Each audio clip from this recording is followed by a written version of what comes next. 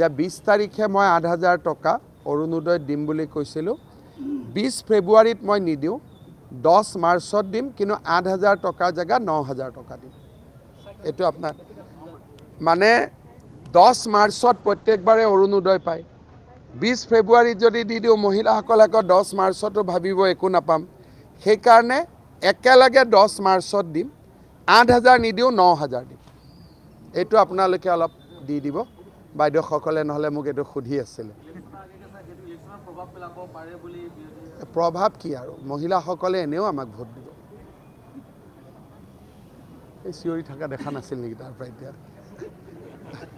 বাইদেউ, ভণ্টি, মহিলা চবে আমাক দিবই ভোট, সেইটো গেৰেণ্টি আছে, একো নিদিলেও দিব। যে 20 তাৰিখে মই 8,000 টকা অৰুণোদয় দিম বুলি কৈছিলোঁ।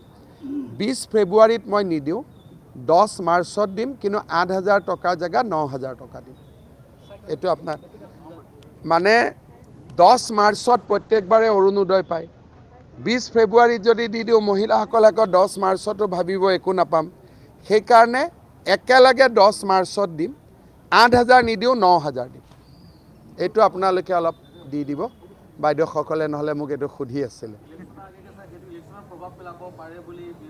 প্ৰভাৱ কি আৰু মহিলাসকলে এনেও আমাক ভোট দিব। এই চিঞৰি থকা দেখা নাছিল নেকি তাৰ পৰা এতিয়া? বাইদেউ, ভণ্টি, মহিলা চবে আমাক দিবই ভোট, সেইটো গেৰেণ্টি আছে, একো নিদিলেও দিব।